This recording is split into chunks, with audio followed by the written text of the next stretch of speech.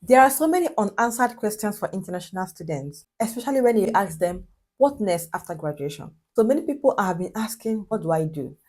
I know that there is this job opportunity going on right now, and you have the opportunity to convert to this tier two job after graduation.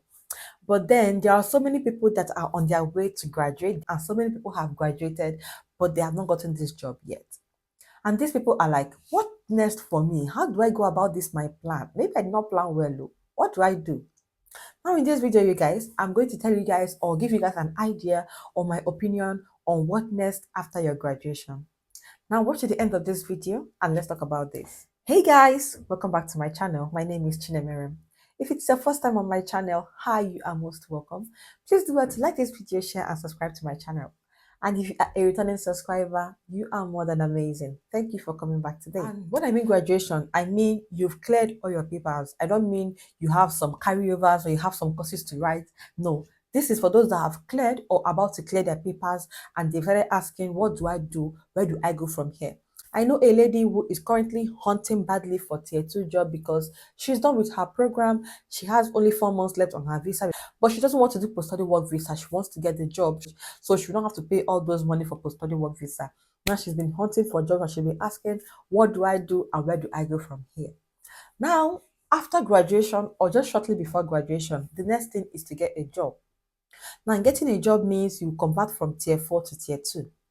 A tier 4 visa is a student visa, while a tier 2 visa is a work visa. In most cases, a tier 2 visa will be a sponsored visa. There are so many other visa categories as well. You can go for the entrepreneurial visa, global talent visa, and other visas in between. Now, if after graduation you didn't get a tier 2 or any sponsored job, you could also check out these other options that I've mentioned. Although I know they are some of them are financially demanding, but some are also okay. I think the global talent one is not that financially demanding, but it may take a while. So it's best to start processing on time if you are interested.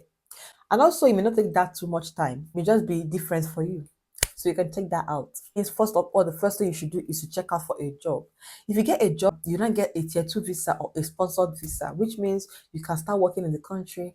And in the next 5 years of working consistently in the UK on a tier 2 visa, you can now apply for your indefinite leave to remain in the UK. At that point, you are almost a British citizen because after 1 year of your indefinite leave to remain, you can now apply to become a British citizen.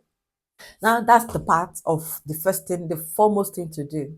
Although the very first thing to do afterwards is to graduate, do your graduation, but it's not a must. You can decide to do your graduation, you can decide not to. The most important thing is that you have your certificate.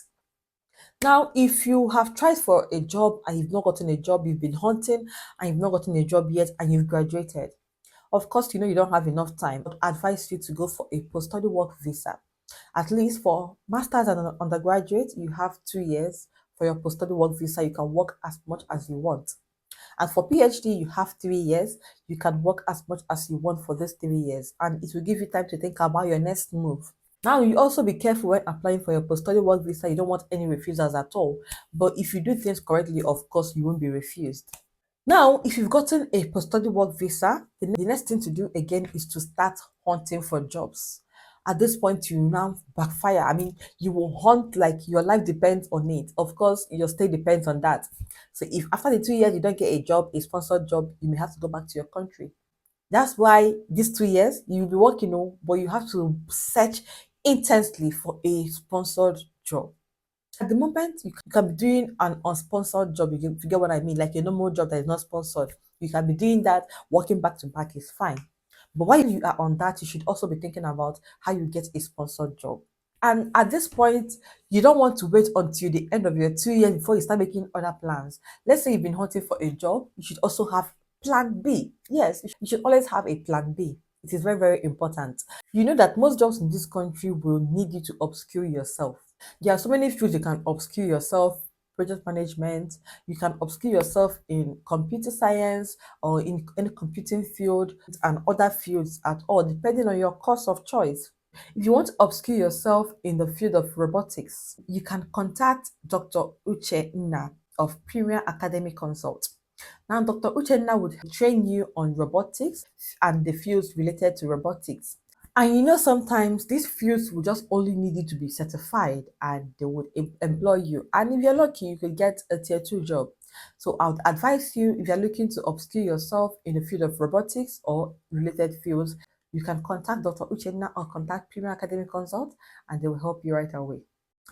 The third thing you can do after this, after upskilling yourself and applying for jobs, as you are applying for jobs, you are upskilling, you are applying, they are interwoven. You'll be applying, you'll be upskilling with your certificates, you can keep on applying and doing things like that.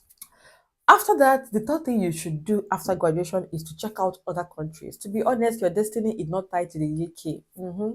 So many people will have to go back. So many people will have to leave the country at the end of the day. And it is the truth. And then some people will be like, no, it's not possible. No, that one, that one. But it's the truth. So many people will have to leave this country to other countries, Canada, USA, Ireland, Australia, Netherlands, New Zealand, so many other countries. People will leave this country for those countries. So I'd advise you, as you're doing all these ones, also check out other countries that are happy to accept you. Just in case at the end of the day you don't get anything, you may just go to those countries. If you don't want to go back to, you can move from here to those countries. But if you want to go back, you can just, relax and get yourself ready, make some money within those 2 years, and then go back. The fourth thing you can do is to further your education. If you still want to stay back and you've not gotten a job, you've not checked out other countries, and your post-study work visa is about to expire, the next thing you should do is to further your education. Let's say you did your undergraduate and you've spent 3 years and you've not gotten a job yet, you can start your master's. And if you did your master's and you've not gotten a job yet, you can start a PhD. I know it's not going to be very easy when it comes to PhD, but of course, if this is what you want to do, or if you really don't want to leave, you can maybe consider PhD if you have not gotten a job yet. Now, for this one, you also have to start planning on time. You can start applying for scholarships on time so that if you get an offer or if you get a place, you can also get a scholarship to see you through your academics. If you have saved up enough money, you can also pay for your tuition fee. If not, just try and start applying for scholarships on time because you know that PhD will also be financially demanding. It's for 3 years and 4 years sometimes. So you have to pay for every single year, and the list may be around £11,000 a year. So you have to think about this and then make your move on time. Finally, if none of these have worked or some of them have worked, but you want more ideas, if you have the money, you can start up a business in the UK and then go for the business visa or entrepreneurship visa. Now, for this, you don't need a sponsor. All you need to do is to show them that you have a business and that your business is an idea that is not available or that has not been available in the UK. Or even if it's available in the UK already, you can tell them how your own will be different or how your own will be smarter than what is on ground already. So yes, you can just start up a business and get your business visa, and in 5 years you will get your indefinite leave to remain, and afterwards your British citizenship comes. These are the things I think you should do after graduation. I think before you graduate, you should start thinking about all these things. If you are an international student in the UK and you are still in the UK, can you let us know what you did and what worked for you? I mean, what legally worked for you? Maybe if you have an idea, you can share with us so that people will know what to do after the graduation. Now, you guys, that's all about this video.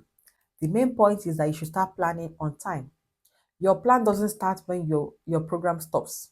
Your plan starts as soon as your program starts. As soon as you move to the UK on a tier 4 visa, that's when your plan starts. Anything can happen. You may have delays on the way. And if you don't plan yourself well, your delay could lead to denial. So you should start planning as soon as you move to this country. Start planning your next step, start getting yourself together, start making your plans, start thinking about what to do and what not to do. You don't want to get all those denials, right? So I think it's okay to start on time. Now you guys, that's that about this video. I hope it helps someone. Until I see you guys again in the next video, don't forget to like, share, and subscribe to my channel. So take care, stay safe, and bye.